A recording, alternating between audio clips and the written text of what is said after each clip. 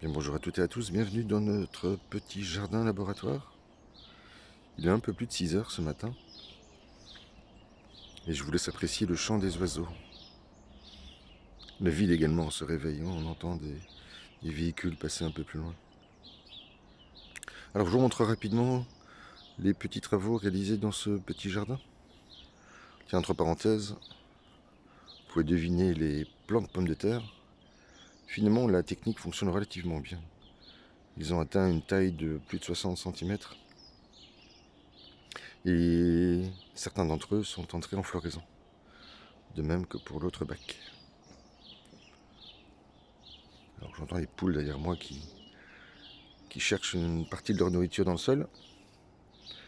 Bien, vous voyez que finalement, cette technique développée dans ces carrés potagers qui ont qui ont une forme rectangulaire, puisque ce sont des rhéospalettes, eh bien, la technique de nourrissage du sol et de couverture de sol, qu'on appelle mulch en anglais, eh bien, ça se déroule, ma foi, relativement bien.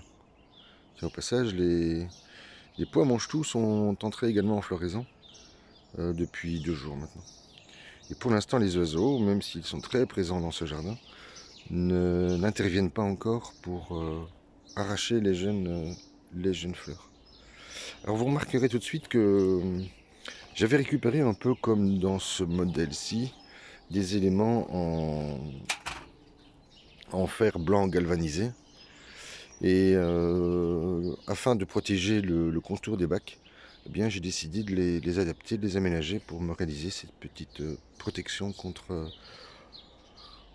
les écarts thermiques très importants entre humidité et sécheresse, et ça a tendance à abîmer le bois.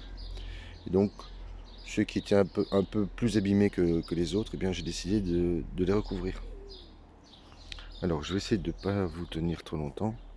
Alors, est-il nécessaire de vous montrer tout le jardin? Non, je ne pense pas. Voilà, mais vous voyez que voilà, c'est à peu près l'allure que ça devrait avoir d'ici quelques semaines, avec évidemment des plants de tomates bien plus grands, qui devraient atteindre sans aucune difficulté les 2 mètres, et que cette année, je ne laisserai pas courir sur plus de 4,50 m comme l'an dernier, pour certains, mais je les arrêterai à 2 mètres. Alors les premiers ont commencé à être tutérisés, on devine maintenant cette ligne de tendeurs, et qui me serviront de guide. Vous connaissez cette technique maintenant. Elle est largement connue. Et dont le secret réside, là. Alors c'est un nœud très particulier, facile à faire une fois qu'on a compris la technique. L'idée c'est de pouvoir à la fois transporter en le tirant, oui, en pouvant déplacer la suspente, et en tirant sur la ficelle de droite, en tirant simplement dessus, je peux complètement défaire la suspente et la relever. Et c'est un gain de temps énorme. Vous savez que dans ce petit jardin, j'utilise beaucoup cette idée de rigidité, de souplesse, et le fait que tout soit démontable. En voilà encore un exemple d'une technique qui est à la portée de tout le monde. Puis si certains d'entre vous le souhaitent, un jour je vous expliquerai comment faire ce nœud avec une vidéo. Alors, j'ai découvert, donc les haricots commencent à sortir, ils ont été refaits. Vous voyez qu'ici également j'ai dû installer ce système avec des simples vis. Puis j'ai chevauché ces petites plaques parce que il ne s'agit pas de se couper en se promenant dans ce jardin ou en y travaillant.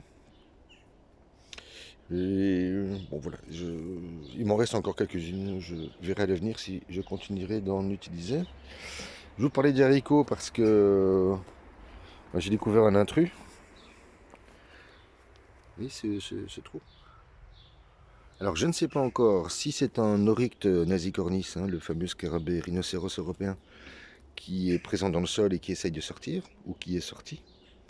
Après ça, il a des ailes, donc il peut facilement sortir du bac.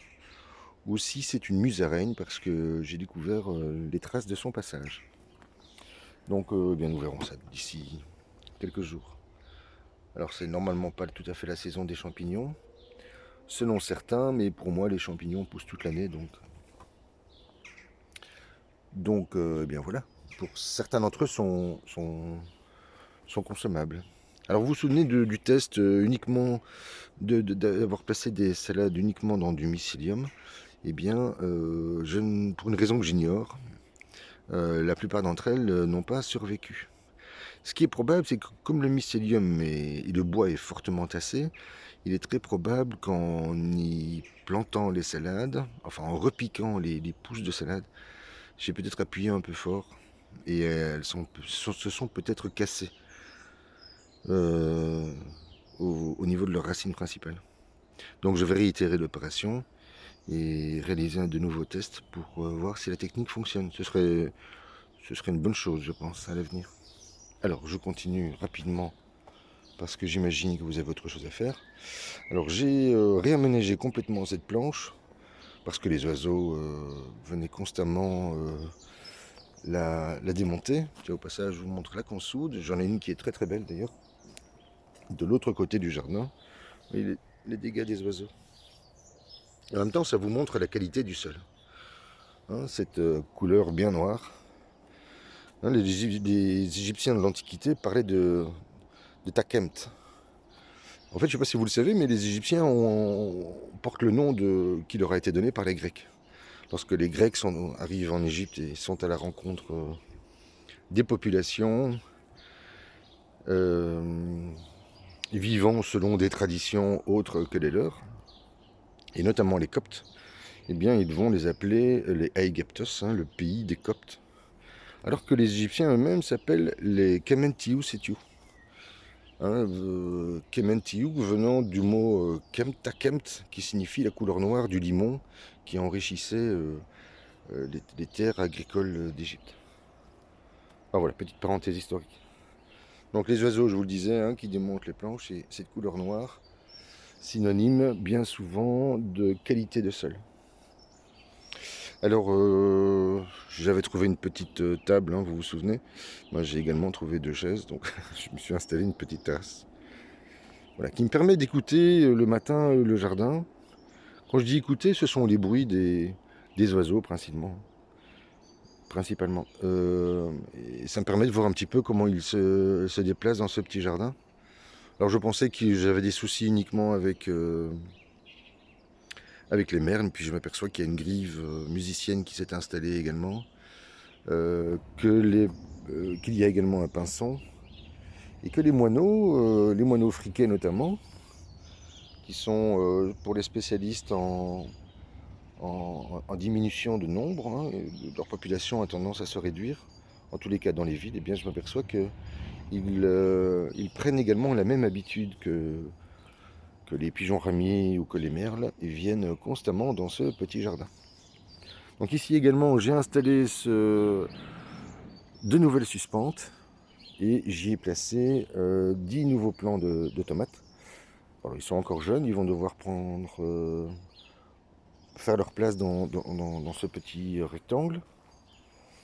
Mais l'idée c'est qu'au moment où je vais commencer à retirer les salades, eh bien ils prennent leur envol. Alors je vous montre également la présentation de... Tiens, entre parenthèses, je fais beaucoup de parenthèses. Hein. Vous voyez que le persil à l'ombre, associé avec de l'ortie, eh bien ça fonctionne très bien.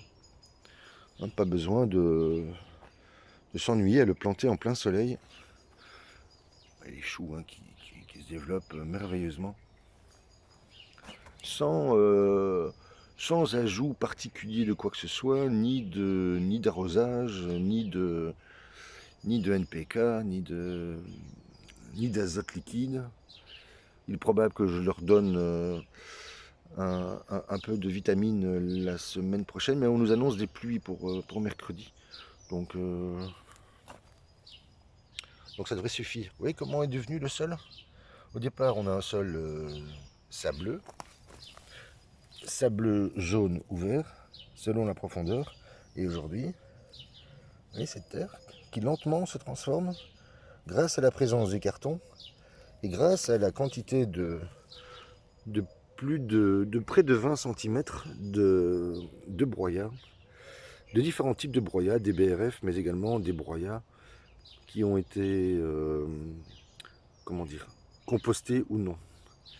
Mais voilà, on y reviendra certainement un jour hein, sur la façon de réaliser ce sol qui ne demande aucun entretien, sinon régulièrement, avec le pied, venir remettre voilà, le broyat à sa place pour couvrir le sol et conserver son humidité.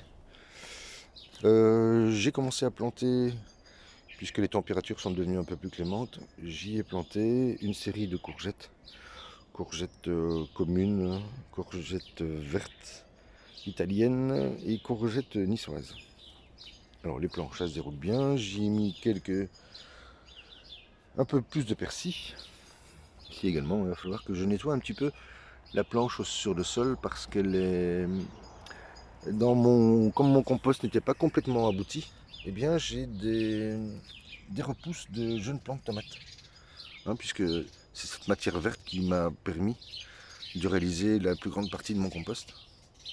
Et il va falloir que, eh bien, que je nettoie ces planches. Alors je vous montre la mini-serre. Voilà ce que ça donne.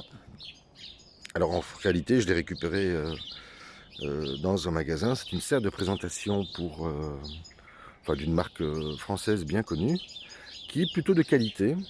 Alors le prix c'est toujours une question de... Pardon, c'est toujours une question de... Comment expliquer les choses?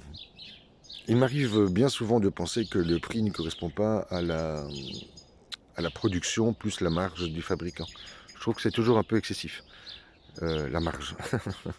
Bon, je ne suis pas là pour parler d'économie ou de règles en matière de prix. Mais voilà, en tout cas, moi, elle me sert, elle m'est bien utile. Je l'ai placée sur un tapis de sol que j'avais découvert dans une poubelle. J'y ai placé ces fameuses lattes dont je vous parlais en inox pour y créer un petit ensemble. Elle a été fixée sur une plaque en USB. Je ne sais pas si on le voit bien, ici en dessous. Et la plaque elle-même a été fixée sur un Reos palette. Vous vous souvenez, il y avait précédemment ici des tonivers, des haricots, mais à cet emplacement, il semblerait que c'est bien difficile de les faire pousser. Il y a eu beaucoup trop d'eau durant le mois de mai. De plus, cet espace se retrouve balayé par les vents venant de l'ouest. Et j'ai donc décidé de m'en faire une petite serre dans laquelle j'ai placé les derniers semis de... Ah oui, je peux même rentrer dedans. Les derniers semis de basilic. À gauche, vous avez le Greco, donc un basilic d'origine grecque. Et à droite, vous avez le géant d'Italie. Et vous voyez qu'ils sont déjà prêts à être rempotés dans l'espoir que, eh bien, ils prennent de belles tailles et ils seront ensuite placés dans ce petit jardin non loin des tomates. Et ils accompagneront les repas d'été très certainement. Alors à gauche vous avez j'ai récupéré, enfin non, à la maison on mange beaucoup de yaourt et vous savez ce sont ces petits pots qui sont destinés à placer du muesli ou des graines, enfin que vous mélangez ensuite avec votre yaourt nature. Et voilà, j'ai eu l'occasion d'en récupérer quelques-uns et je les ai lancés en micro-serre. Donc j'ai perforé l'arrière du pot et en 2 jours seulement les salades avaient décollé. Donc je crois que c'est une bonne technique hein, pour faire des salades régulièrement et ne pas devoir comme ça les arroser de manière de les arroser constamment. Voilà, 2 variétés de salades. J'ai relancé de la grenobloise qui prend un peu plus de temps manifestement et celle-ci c'est de la Carganer qui est une belle grosse salade également. Alors dans ce bac, vous voyez que je l'ai dû le protéger parce que les oiseaux viennent constamment. Alors je vais quand même le soulever pour vous montrer l'arrivée des haricots. Et j'y ai replacé un mulch également à base de coco. à base de coco, pardon, à base de fèves de cacao, que j'ai laissé se dégrader, hein. Et il prend cet aspect un peu blanchâtre, rosâtre, brunâtre. Voilà, et nous verrons à l'avenir si ça fonctionne, mais je pense que le lieu est finalement assez mal choisi. Et je pense déjà à démonter tout ceci à la fin de l'été pour prolonger les bacs à compost. Compost qui a qui a été retourné et qui est déjà d'excellente qualité. Parce que, donc je vous disais, je termine d'abord la première idée. Démonter ces bacs pour prolonger cette structure, à condition que je retrouve du bois de mélèze. Et à ce moment-là, je pourrais me construire 2 autres grands bacs, peut-être même 3 si je démonte cette partie qui soutient l'entrée de cette porte de jardin. Et dans ce cas, ben, ça me ferait 6 bacs à compost, de manière à me permettre de placer un premier compost qui me servirait de couverture et donc de mulch en octobre. Il me servirait de couverture d'hiver. Et puis le temps que le compost d'été se transforme, et à ce moment-là, je viendrai placer un compost, pardon. Je suis fatigué, excusez-moi, je me suis levé très tôt ce matin. Et donc je viendrai y placer un second compost pour le printemps, hein, qui me permettrait de lancer, comme ce fut le cas ici, eh bien, les premiers oignons et les premières salades dès le mois de février. Bien, voilà, je vous laisse ici. Je vous montre peut-être le basilic, hein, dont je vous parlais la dernière fois. Je suis assez content cette année-ci. J'ai réussi à le faire après, de mémoire, 6 ou 7 essais. Mais vous voyez qu'il a tendance à noircir. Donc il ne faut surtout pas l'arroser par le dessus, hein. Vous l'arrosez par capillarité. Comme ici, vous le placez dans un contenant avec de l'eau. Voilà. Et ça suffit largement. Bien que... Ben voilà, je vais vous laisser ici. Je vous souhaite une excellente journée. Je vous dis à très vite.